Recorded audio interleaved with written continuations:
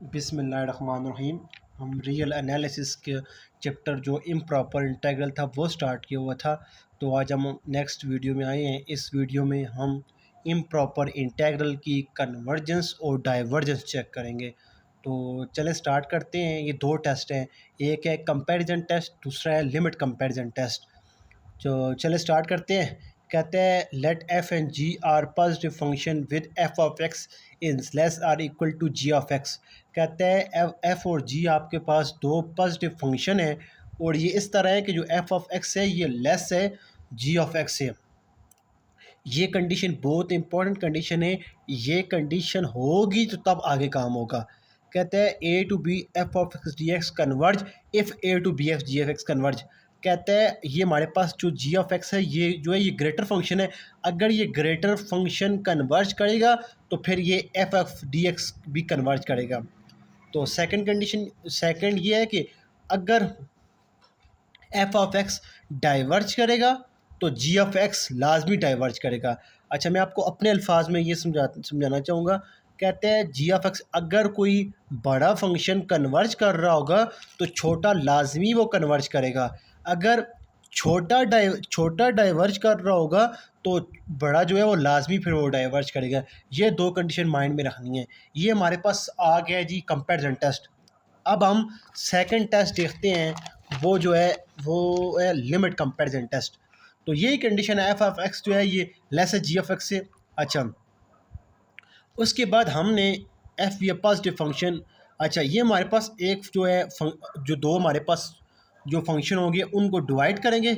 अगर डिवाइड करने से कोई पॉजिटिव नंबर आपके पास आता है तो फिर वो कन्वर जो सीरीज़ ग्रेटर होगी, जो फंक्शन ग्रेटर होगा, अगर वो मतलब ग्रेटर होगा तो छोटा भी मतलब कन्वर्ज करेगा। मतलब ये है कि अगर आपके पास कोई भी पॉजिटिव नंबर आता है तो फिर हम सेम यही काम करेंगे कि अगर मतलब उनका बिहेवियर एक जैसा होगा कि अगर मतलब कि जी एफ एक्स कन्वर्ज कर रही है तो वो एफ एक्स भी करेगी। तो अगर इसी तरह सेम केस डाइवर्जेंस के लिए भी है।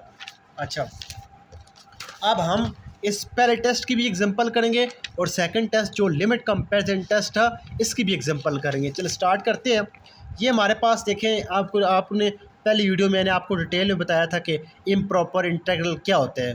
तो ये हमारे पास एक एग्जांपल है, test the convergence of zero to infinity cos x divided by 1 plus x किया। अच्छा, ये हमारे पास एक फंक्शन आ गया। आपके पास जो भी फंक्शन गिवन होगा ना उसको आपने एफ एफ एक्स का नाम देना है और उसमें से जिस उसमें से जो अब जी एफ एक्स आपने चूज़ करना है। तो आप यहाँ से देख सकते हैं जी ऑफ एक्स को जो है आप 1/1 प्लस एक्स के लिख सकते हैं ना, क्योंकि काज ऑफ एक एक्स ए फंक्शन है और 1/1 प्लस एक्स ए फंक्शन है। अच्छा, अब हमने कंपैरिजन करना है कि ये एफ ऑफ एक्स बड़ा है या जी ऑफ एक्स बड़ा है। अब आपको पता है जो काज एक्स की वैल्यू होती है वो 1 के इक्वल होती है या 1 से लेस होती है। अब आप यहाँ पे 1 से लेस पुट करेंगे तो ये छोटी वैल्यू आएगी और ये बड़ी बड़ी वैल्यू आएगी। अब हम अगर जी एक्स की कन्वर्जन चेक कर लें, अगर ये कन्वर्ज कर रहा होगा तो ये भी लाजमी कन्वर्ज करेगा, क्योंकि हम टेस्ट पढ़ के आए हैं अगर बड़ी सीरीज़ कन्वर्ज कर रही होगी तो छोटी लाजमी वो कन्वर्ज करेगी। अब हम इसकी कन्वर्जन चेक करते हैं।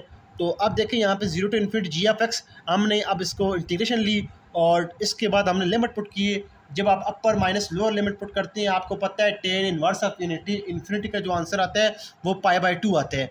अब ये हमारे पास ये फाइनाइट नंबर आ गया है ना, मतलब कि ये अब देखिए ये जी एफ एक्स या एक्स इन्फिनिटी नहीं आया, डाइवर्ज नहीं कर रहा, ये जो है ये कन्वर्ज कर रहे हैं। अब हमने क्या पढ़ा है, अब यहाँ साबित हो गया जी एफ एक्स कन्वर्जेंट है। तो हमारे पास कंपेरेटिव टेस्ट क्या है, अगर एफ ऑफ एक्स जो है लेस हो जी एक्स से और जी एक्स कन्वर्ज कर रहा है तो लाजमी वो एफ ऑफ एक्स भी कन्वर्ज करेगा। तो बाय कंपेरिजन टेस्ट ये सीरीज़ कन्वर्ज कर रही है। ये हमारे पास एग्जांपल थी ये फर्स्ट टेस्ट की। अब हम एक एग्जांपल देते हैं सेकंड टेस्ट की। इस टेस्ट पे हमने लगाना है लिमिट कंपैरिजन टेस्ट। आपके पास ये एफ ऑफ एक्स आ गया।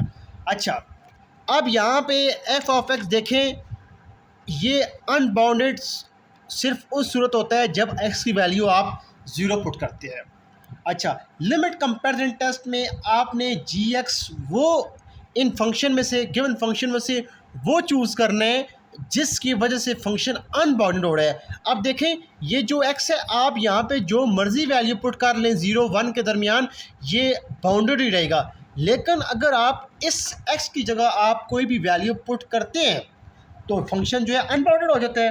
तो आपने यहाँ पे याद रखना है, gx आपने वो फंक्शन गिवन f(x) में से चूज़ करना है जिसकी वजह से फंक्शन अनबाउंडेड होता है। अब देखें, मैंने आपको बताया यहाँ 1/x⁻1/3 से अनबाउंडेड हो रहा है। तो चले स्टार्ट करते हैं। हमने जैसे वो मतलब डिवाइड करना था ना, डिवाइड किया। अब देखिए यहाँ पे फ़ायदा ये होता है ना, जिस फंक्शन की वजह से वो फंक्शन अनबाउंडेड आ रहा है वो ख़त्म हो जाता है, क्योंकि जब आप डिवाइडेड बाय 1 मतलब कि 1/x⁻1/3 करेंगे तो मल्टीप्लाई करके ये ऊपर चला जाएगा, और ऊपर जाएगा तो ये कट जाएंगे और ये हमारे पास बच गया। अब यहाँ पे आप लिमिट पुट करेंगे ना, लिमिट तो पुट करने से आंसर 1 आता है। तो इसकी वजह से अब अगर क्या टेस्ट क्या कहते हैं, अगर यहाँ पे कोई नंबर फाइनाइट आता है तो फिर वो कन्वर्जेंस, उनकी बिहेवियर एक जैसा होगा। अब यहाँ पे आप देखना है, ये हमारे पास x⁻1/3 है, ये डाइवर्ज कर रही है। ये डाइवर्ज कैसे करती है, आपने मैं पिछले प्रीवियस लेक्चर में आपने देखा होगा, ये जो असल में फॉर्म बनती है x-0 इंटीग्रेशन ऑफ d(x), ये हमने पिछले लेक्चर में पढ़ा है। जब ये जो n की वैल्यू लेस होगी तो कन्वर्ज करेगी, अगर n की वैल्यू ग्रेटर होगी तो वो डाइवर्ज करेगी। अब यहाँ से हम पिछले प्रीवियस, मैंने आपको कहा था, ये हम इसको एक इम्पॉर्टेंट रिजल्ट भी कह सकते हैं और एक क्वेश्चन भी है। अब यहाँ से हम ये कह सकते हैं, ये सीरीज जो है ये कन्वर्ज कर रही है।